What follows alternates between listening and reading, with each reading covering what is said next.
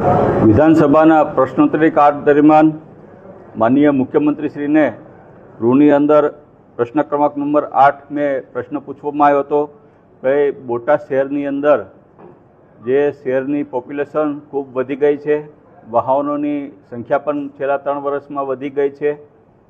છેલ્લા 3 વર્ષની અંદર બોટાદ શહેર અને બોટાદ જિલ્લાનો ખૂબ વિકાસ થવાના કારણે આજુબાજુના તાલુકાના લોકો, આજુબાજુના જિલ્લાના લોકો બોટાદમાં રોજગારી કમાવા માટે આવી રહ્યા છે. ત્યારે વાહનોની સંખ્યા વધવાને કારણે ટ્રાફિકની ખૂબ મોટી સમસ્યા બોટાદ શહેરમાં સર્જાણી હતી. ત્યારે માનનીય મુખ્યમંત્રીશ્રીને મેં એક પ્રશ્ન પૂછ્યો હતો કે ભાઈ બોટાદ શહેર ફરતે રિંગ રોડ બનાવવાની કામગીરી હાલ કયા તબક્કે પહોંચવામાં આવી છે, સર્વે કયા તબક્કે કરવામાં આવ્યો છે, કુલ કેટલા કિલોમીટરનો બોટાદ શહેર ફરતે રિંગ રોડ બનાવવામાં આવશે, રોડની પહોળાઈ કેટલા કિલોમીટરની કેટલી મીટરની રહેશે.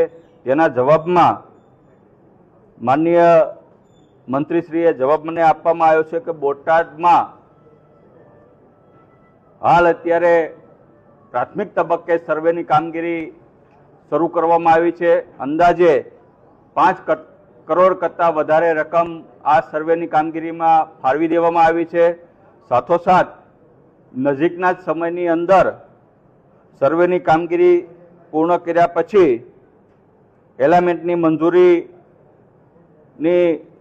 હાલ અત્યારે પ્રોસેસ ચાલુ કરી દેવામાં આવી છે. એટલે કે આવનારા સમયની અંદર બધી પ્રોસેસ પૂર્ણ કર્યા પછી બોટાદ શહેરમાં રિંગ રોડની કામગીરી સરકાર તરફથી મંજૂર કરવામાં આવી છે. તે મંત્રીશ્રીએ ગૃહના મારફત મને જવાબ આપવામાં આવ્યો છે.